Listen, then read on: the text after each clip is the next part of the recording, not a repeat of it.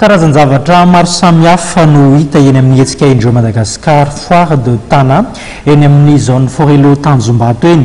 Isan'ny mampiavaka ity hetsika ity ny fanomezana lanja manokana ao anatin'ny efatrandro, ny sehatry ny fanatanjahantena, ny kilalao ihany koa ho an'ny ankizy sy ny lehibe ihany koa. Kilalao na ilay antsoina hoe jeu virtuel irony, isan'ireo kilalao manasongadina ny hetsika indreo Madagasikara foire de Tana izay atao eny amin'ny zone Forelo Tanjombato. Natao indrindra andraisan'ireo mpitsidika anjara ary natao maimaimpoana ny lalao. Tsotra ny filalao azy ary amin'ny alalan'ny fihetsika amin'ireo kilalao atao no fomba fanaovana azy. Misy détecteur de mouvement mas le izy dia mouvement fotsiny atao ohatra hoe zao le manao baolina dia mandaka tonga dia fatana hoe machine tahaka mandaka koa zany.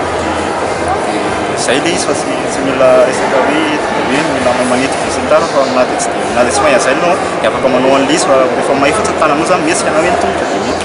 Dia amin'ilay manaiky zao mila rapide be ny tanana rehefa le manao an'ilay izy ireny. Dia amin'ity zavatra ity indray tsy mila an'izay fa rehefa ohatra hoe zavatra mahazatra anao fotsiny izy ohatra misy zao fa tsy nanao baolina izy nefa izy tsy mpanao baolina nefa tsy manao jeu mihitsiny dia tsy afaka manao izy rehefa le mandrety fa amin'ity izy afaka manao izy amin'ity.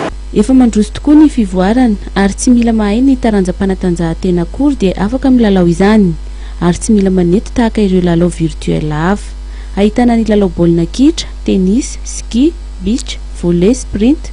Mbola itsoa irahampitso ny hetsika indreo Madagasikara foire de Tana eny amin'ny zone Forelo Tanjombato.